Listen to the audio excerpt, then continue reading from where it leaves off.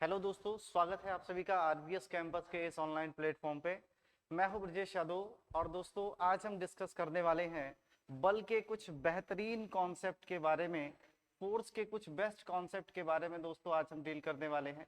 तो चलिए बिना देर किए हुए वीडियो को स्टार्ट करते हैं और देखते हैं क्या होता है फोर्स, कैसे बल कार्य करता है हमारी डेली लाइफ में, फोर्स के क्या क्या एग्जाम्पल हैं, सारी चीजों को डिस्कस किया जाएगा। ये कितने टाइप के होते हैं, वन बाय वन सबको लेंगे। चलिए स्टार्ट करते हैं अपना वीडियो और पहली हेडिंग लेते हैं बल, जिसको बोला जाता है फोर्स। तो क्या होता है बल, फोर्स क्या होता है भाई? बल वह बाह्य कारक होता है जो किसी वस्तु की अवस्था को परिवर्तित कर देता है या फिर परिवर्तित करने का प्रयास करता है। तो परिभाषा अगर लिखनी है तो सीधा सीधा लिख लेंगे, बल वह बाह्य कारक है, बाह्य कारक है जो किसी वस्तु की, जो किसी वस्तु की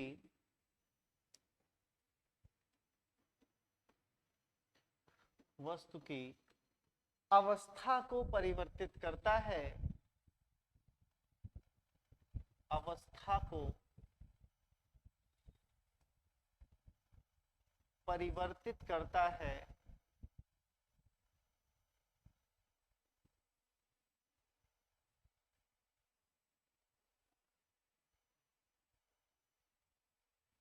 परिवर्तित करता है अथवा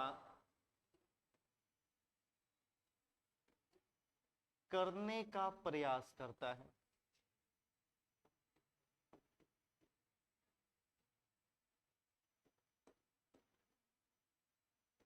ठीक है, तो डियर स्टूडेंट्स ये आपकी डेफिनेशन हो जाएगी फोर्स की कि बल क्या है। तो बल एक बाह्य कारक है, बल क्या है? एक बाह्य कारक है ना, एक एक्सटर्नल एफर्ट है जो किसी ऑब्जेक्ट पर, किसी वस्तु पे लगाने पर या तो उसकी पोजीशन चेंज हो जाएगी या फिर उसकी पोजीशन को चेंज करने की कोशिश करता है। यह एक्सटर्नल इफेक्ट, इसी को कहते हैं हम बल, या इसी को इंग्लिश में बोला जाता है बच्चों फोर्स। ठीक है, चलिए यह है। अगर हम बात करें कि बल कुल कितने प्रकार के होते हैं, तो मूल बलों की संख्या, मूल बलों की संख्या, मूल बल कितने हैं? आप कहोगे सर 4 है। फंडामेंटल फोर्सेस की संख्या कितनी है? फंडामेंटल फोर्सेस की संख्या है 4। यह कौन कौन से बल हैं? पहला होगा गुरुत्वाकर्षण बल, गुरुत्वाकर्षण बल, इसी को हम ग्रेविटेशनल फोर्स बोलते हैं। दूसरा होगा आपका विद्युत चुंबकीय बल, विद्युत चुंबकीय बल। तीसरा होगा प्रबल नाभिकीय बल,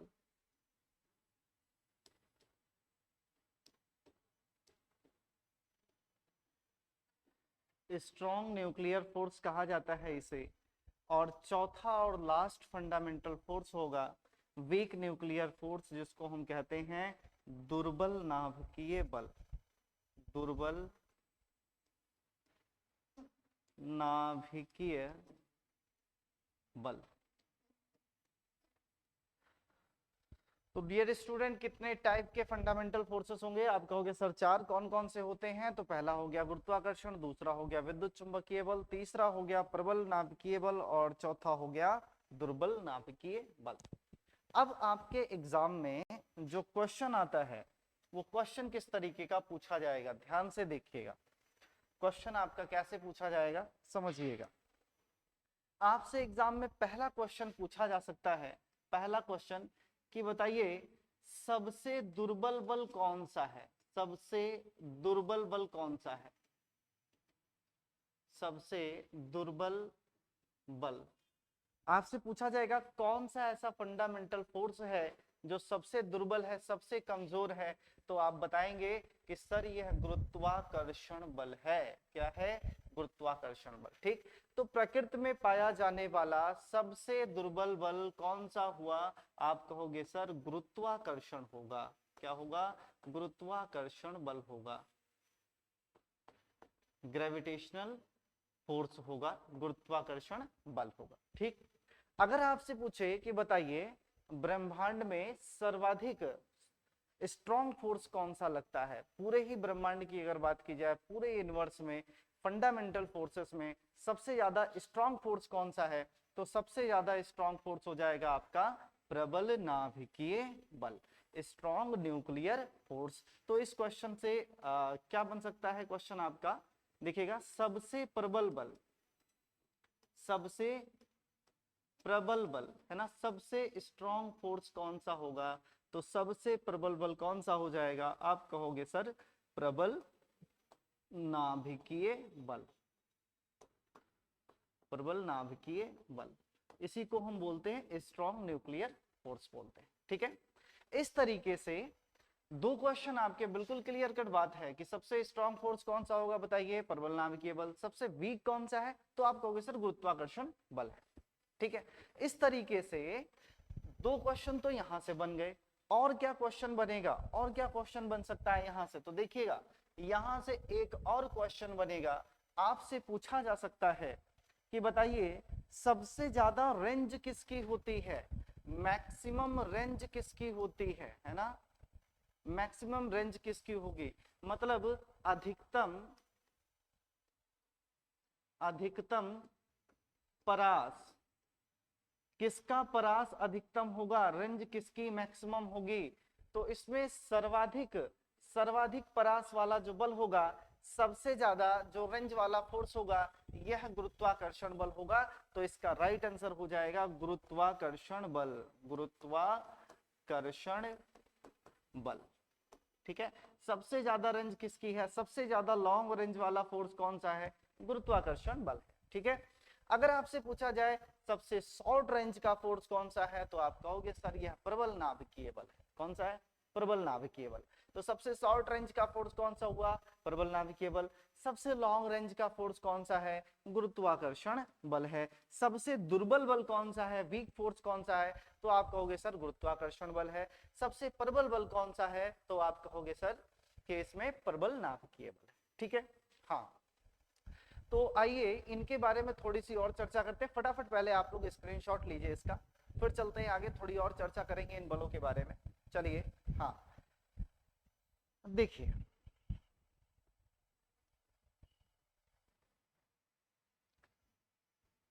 अब ये बात तो हो गई, प्रबल वाली और दुर्बल वाली बात तो हो गई यहां से।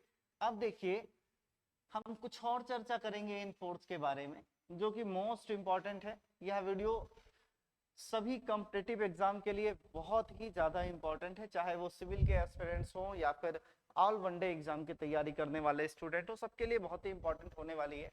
अगर गुरुत्वाकर्षण बल की बात करें तो इसके बारे में हम डिटेल में आगे देखेंगे कि क्या होता है गुरुत्वाकर्षण बल। एक चैप्टर है पूरा पूरा गुरुत्वाकर्षण का। विद्युत चुंबकीय बल क्या होता है, इसके बारे में अगर बात करें तो विद्युत चुंबकीय बल विद्युत आवेशों के मध्य लगने वाला बल होता है। ठीक है, प्रबल नाभिकीय बल क्या है। सो डियर स्टूडेंट, अगर हम परमाणु की बात करें तो यह परमाणु का नाभिक होता है। नाभिक की चारों ओर कक्षाएं होती हैं, जिसमें जो इलेक्ट्रॉन होते हैं यह अपनी बंद वित्तीय कक्षाओं में चक्कर लगाते रहते हैं। ठीक है, और यहाँ पे कौन होता है, आप कहोगे सर यहाँ पे न्यूट्रॉन और प्रोटॉन पाए जाते हैं। ठीक, अब अगर देखा जाए तो न्यूट्रॉन तो एक न्यूट्रल पार्टिकल है। न्यूट्रॉन कैसा पार्टिकल है, न्यूट्रल पार्टिकल है, इसके पास कोई चार्ज नहीं है। लेकिन अगर आप प्रोटॉन की बात करें तो जितना चार्ज इलेक्ट्रॉन के पास है उतना ही चार्ज प्रोटॉन के भी पास है। इस कंडीशन में अगर न्यूक्लियस में प्रोटॉन प्रोटॉन है, अगर न्यूक्लियस में प्रोटॉन प्रोटॉन ही है, तो विद्युत बल कहता है, इलेक्ट्रिक फोर्स कहता है, कूलम फोर्स कहता है कि इनके बीच में रिपल्शन होगा, है ना। लेकिन ऐसा नहीं होता, नाभिक में सदैव आकर्षण बना रहता है, और यह आकर्षण इस प्रबल नाभिकीय बल के कारण होता है। ठीक है, तो यहां से क्या क्वेश्चन आपका क्लियर हो रहा है, क्या कॉन्सेप्ट क्लियर हो रहा है कि नाभिक के अंदर जो आवेश होते हैं, नाभिक के अंदर जो प्रोटॉन्स हैं, जो चार्ज पार्टिकल्स हैं, इनके बीच में हमेशा अट्रैक्शन फोर्स वर्क करता है। इनके बीच में हमेशा कौन सा फोर्स वर्क करेगा? अट्रैक्शन फोर्स वर्क करेगा। कभी भी इसमें रिपल्शन नहीं होता है। और ये किस बल के कारण होता है? प्रबल नाभिकीय बल के कारण। ठीक, तो प्रबल नाभिकीय बल के में सदैव कैसा होता है? अट्रैक्शन होता है। गुरुत्वाकर्षण बल हमारा कैसा होता है? आप सभी जानते हैं, यह आकर्षण की प्रवृत्ति का होता है। किस प्रवृत्ति का? आकर्षण का। इसके लिए सदैव लिखना जरूरी नहीं है, क्योंकि ये बहुत कॉमन सा वर्ड है कि आकर्षण ही होगा तो होगा, है ना। लिख भी देते हैं तो कोई फर्क नहीं पड़ने वाला, सही रहेगा। विद्युत चुंबकीय बल। अब विद्युत चुंबकीय बल आवेशों की प्रकृति पे निर्भर करेगा, है ना। जो चार्ज है ना, उनका नेचर कैसा है? अगर प्लस प्लस हुए दो चार्ज, दोनों पॉजिटिव पॉजिटिव हैं, दोनों पॉजिटिव पॉजिटिव हैं, तो इन दोनों चार्ज पार्टिकल के बीच में क्या होगा? आप कहोगे सर रिपल्शन होगा, दोनों एक दूसरे को धक्का देंगे। ठीक है, मैंने कहा कि भाई साहब एक पॉजिटिव है लेकिन दूसरा जो है वो निगेटिव है, अब क्या होगा? तो आप कहोगे इन दोनों के बीच में सर अट्रैक्शन फोर्स काम करेगा, आकर्षण बल काम करेगा, दोनों एक दूसरे की ओर खिंच जाएंगे। ठीक है, तो जो विद्युत चुंबकीय बल है ये आवेशों की प्रकृति पर निर्भर करता है। अगर समान आवेश हैं, इक्वल चार्जेस हैं, तो इनमें कैसा होगा? आप कहोगे प्रतिकर्षण होगा। क्या होगा? प्रतिकर्षण होगा। ठीक है, अगर एक पॉजिटिव है दूसरा निगेटिव है, या पहला निगेटिव है दूसरा पॉजिटिव है, तो इस कंडीशन में क्या होगा? तो इस कंडीशन में इनके बीच में क्या होगा? आकर्षण होगा। क्या होगा? आकर्षण होगा।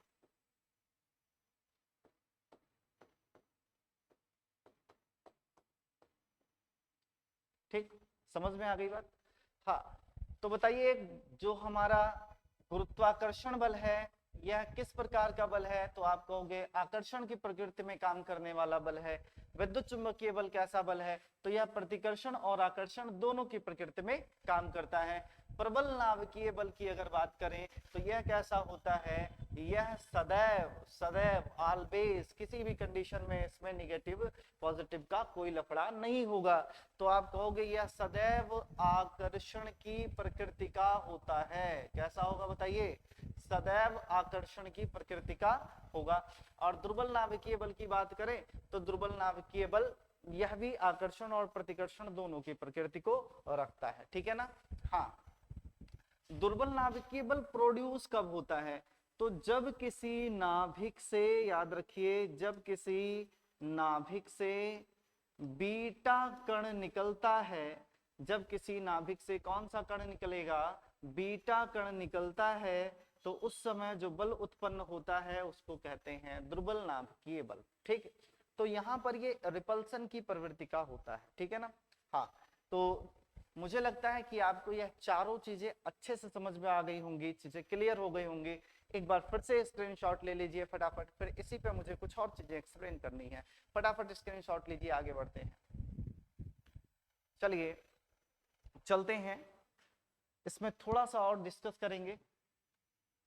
हमने प्रकृति देख ली, नेचर देख लिया फोर्सेस का, हमने इसकी रेंज देख ली कि कितनी दूरी में ये काम करेगा। ठीक है, अब हमें एक और महत्वपूर्ण चीज के बारे में चर्चा करना है, महत्वपूर्ण बात के बारे में चर्चा करना है। क्या है वो इंपॉर्टेंट बात भाई? देखते हैं क्या है ये इंपॉर्टेंट बात। तो अगर मैं बात करूं कि गुरुत्वाकर्षण को हम एक मान लें, गुरुत्वाकर्षण को क्या मान लें? एक मान लें। ठीक है, तो प्रबल नाभिकीय बल इसका 10 की घात 38 गुना अधिक प्रबल होगा, याद रखिएगा। ठीक है, ये तो जानते हो कि सबसे प्रबल कौन सा है? प्रबल नाभिकीय बल है, लेकिन कितना प्रबल है? तो आप कहोगे सर ये तो 10 की घात 38 गुना अधिक प्रबल है। किससे? सबसे दुर्बल बल, जिसको हमने क्या नाम दिया है? गुरुत्वाकर्षण बल। क्लियर हो गई बात? हाँ, अगर बात की जाए दुर्बल नाभिकीय बल की, तो दुर्बल नाभिकीय बल 10 की घात 25 गुना अधिक प्रबल होता है। किससे? तो फिर वही बात कि यह किससे होगा? आपका गुरुत्वाकर्षण बल से। ठीक है, और अगर दूसरे की बात की जाए विद्युत चुंबकीय बल की, तो विद्युत चुंबकीय बल जो है यह 10 की घात 36 गुना प्रबल होता है। कितना? 10 की घात 36 गुना, 10 टू द पावर 36 टाइम इतना यह अधिक प्रबल है किसकी तुलना में, तो यह भी किसकी तुलना में होगा, गुरुत्वाकर्षण की तुलना में। क्लियर हो गई बात, है ना। अगर आपसे पूछ लिया जाए बताओ चारों बलों का अनुपात क्या है, तो आप सीधा बता दोगे 1:10⁻36 अनुपात 10⁻38 अनुपात 10⁻25। यह चारों बलों में अनुपात होगा, यह भी आपका मोस्ट इंपॉर्टेंट है, ठीक है, मोस्ट इंपॉर्टेंट चीज है, ठीक है। चलिए फटाफट लीजिए स्क्रीनशॉट, चलते हैं आगे, ठीक है। चलिए, तो हमने इन फोर्सेस के बारे में तो चर्चा कर ली कि ये फंडामेंटल फोर्सेस क्या होते हैं। फंडामेंटल फोर्सेस के अलावा भी, मूल बलों के अलावा भी प्रकृति में कुछ ऐसे बल हैं जो संपर्क तल में लगते हैं, एक दूसरे के कांटेक्ट में आकर के काम करते हैं। आइए उनके बारे में भी चर्चा कर लेते हैं। अगर संपर्क में रहने वाले पहले बल की बात करें तो पहला बल हमारा होता है घर्षण बल। कौन सा बल होगा, घर्षण बल, फ्रिक्शनल फोर्स, है ना। इसी को हम फ्रिक्शन बोलते हैं, घर्षण बोलते हैं। क्या होता है घर्षण, घर्षण बोलने में ही देखिए जुबान आपकी रगड़ रही है, घर्षण, रगड़ हो रहा है कि नहीं हो रहा है, बिल्कुल हो रहा है। तो जब दो सतह एक दूसरे के ऊपर रख करके सरकाई जाए और दोनों सतह एक दूसरे की आपेक्षिक गति का विरोध करें, एक दूसरे के ऊपर चलने का विरोध करें, तो उन सतहों के मध्य जो बल कार्य करता है उसको बोलते हैं हम घर्षण बल। आ गई बात समझ में। दो संपर्क तलों के मध्य लगने वाला वह बल जो उनकी आपेक्षिक गति का विरोध करता है उसको क्या बोलेंगे, घर्षण बल कहते हैं। वीडियो स्लो करके डेफिनेशन आप लोग लिख लीजिएगा। आगे चलते हैं। अगर बात करें कि टाइप ऑफ फ्रिक्शन, घर्षण के प्रकार, घर्षण के प्रकार, कितने प्रकार का घर्षण होता है, घर्षण बल कितने प्रकार का होता है ना, घर्षण बल कितने प्रकार का होता है। तो आप कहोगे सर जो घर्षण बल है इसमें भी बल ही लिख देते हैं, देखने में थोड़ा सा और सुंदर लगेगा, घर्षण बल, ठीक है। तो आई टाइप ऑफ फ्रिक्शन की बात करें, अगर हम फ्रिक्शनल फोर्स की बात करें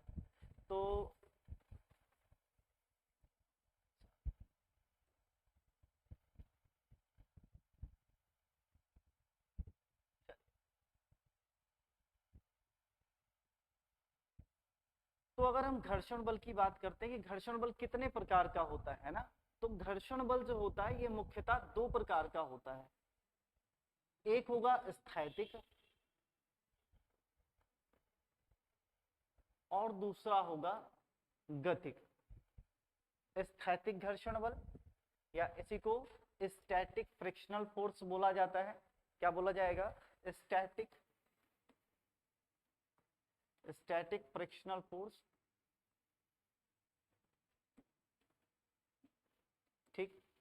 और इसी तरीके से जो गतिक होता है इसको हम क्या बोलते हैं, तो इसको हम काइनेटिक फ्रिक्शनल फोर्स बोलते हैं।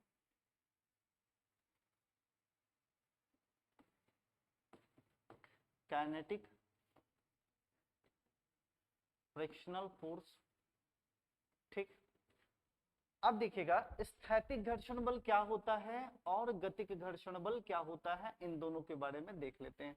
स्थैतिक घर्षण बल क्या होगा, जब कोई वस्तु स्थिर अवस्था में होती है, किस अवस्था में, स्थिर अवस्था में होती है, तो संपर्क तलों के मध्य जो बल कार्य करता है उसको स्थैतिक घर्षण बल बोलते हैं। आ गई बात समझ में। जब कोई वस्तु स्थिर अवस्था में होगी तो संपर्क तलों के मध्य कार्य करने वाले बल को क्या बोलेंगे, स्थैतिक घर्षण बल बोलते हैं। लेकिन जब यही वस्तु गतिशील अवस्था में आ जाए, किस अवस्था में, आप कहोगे सर गति अवस्था में। तो जब यह वस्तु गति अवस्था में आ जाती है उस समय इस पे इनकी सतहों के मध्य जो कार्य बल कार्य करता है उसको हम बोलते हैं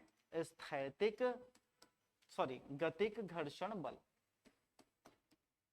गतिक घर्षण बल।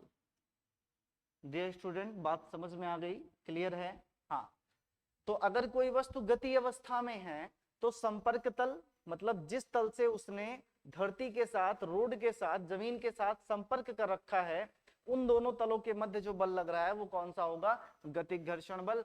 और अगर स्थिर अवस्था में बनी हुई है तो उस बल का क्या नाम हो जाएगा, आप कहोगे सर स्थैतिक घर्षण बल, स्थैतिक घर्षण बल। ठीक, अब अगर बात करूं मैं कि स्थैतिक घर्षण बल के भी क्या कुछ प्रकार होते हैं, क्या कुछ टाइप होता है, तो देख लेते हैं थोड़ा सा इसमें भी हम लोग। देखिए, अगर बात की जाए ना स्थैतिक घर्षण बल की, तो अगर कोई वस्तु रुकी हुई है और उस पर हम फोर्स लगाते जाएं लगाते जाएं लगाते जाएं लगाते जाएं, तो एक ऐसी स्टेज आएगी कि वो गतिशील अवस्था में आ जाएगी। सो गतिशील अवस्था में आने के जस्ट पहले, गतिशील अवस्था में आने के जस्ट पहले धरातल या फिर रोड और वह गाड़ी वाहन या कुछ भी वस्तु हो, उनके टायर के बीच में जो बल लग रहा है ना, उसको हम क्या बोलते हैं, स्थैतिक घर्षण बोलेंगे। और इस स्थैतिक घर्षण का एक अधिकतम मान होगा, मैक्सिमम वैल्यू होगी, है ना। तो अधिकतम मान जो होगा, लिखिएगा स्थैतिक घर्षण के बल के अधिकतम मान को, स्थैतिक घर्षण बल के अधिकतम मान को सीमांत घर्षण बल बोलते हैं, सीमांत घर्षण बल बोलते हैं, सीमांत घर्षण बल कहते हैं, या बल ना भी लिखो तो चल जाता है, सीमांत घर्षण कहते हैं। आ गई बात समझ में। ठीक, तो स्थैतिक घर्षण का अधिकतम मान जो होगा क्या कहलाएगा बताइए, सीमांत घर्षण कहलाएगा। तो इसका only and only one type होता है, इसको क्या बोलते हैं हम, सीमांत घर्षण बल। अगर आपसे पूछे कोई कि बताइए सबसे ज्यादा मान किस घर्षण बल का होता है, तो अगर दो ऑप्शन आपको मिलते हैं, स्थैतिक घर्षण बल और गतिक घर्षण बल, तो आप बताओगे स्थैतिक घर्षण बल।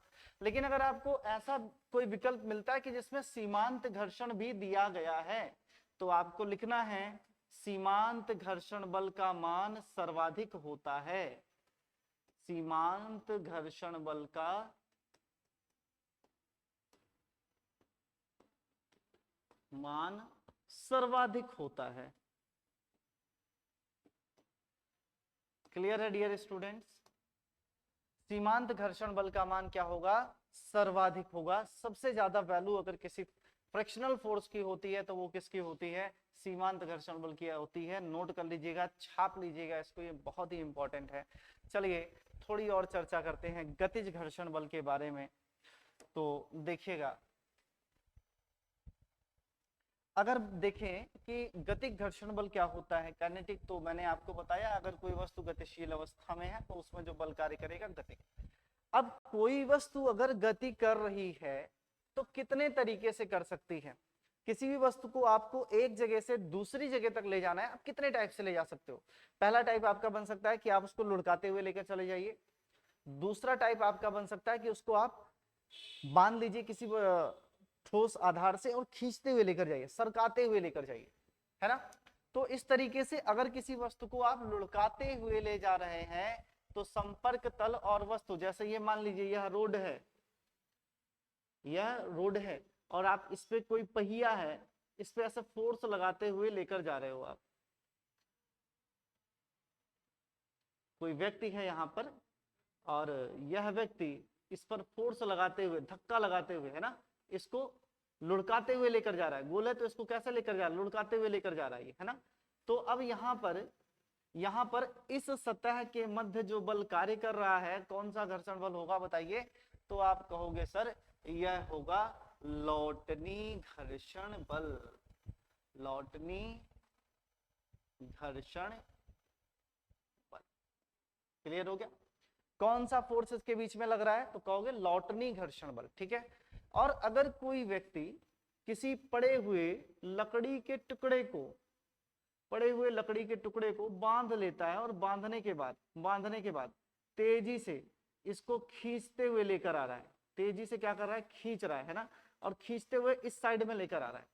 तो अब जब खींचेगा तो ये सरकेगा, लुढ़केगा तो है नहीं, क्या होगा, सरकेगा। तो जब ये सरकता है तो वस्तु और सतह वस्तु ये और सतह ये, इसके बीच में इस पॉइंट पे जो बल लग रहा है ना, इस बल को हम क्या बोलेंगे, इस बल को हम बोलते हैं सर्पी घर्षण बल। क्या बोलेंगे, सर्पी घर्षण बल।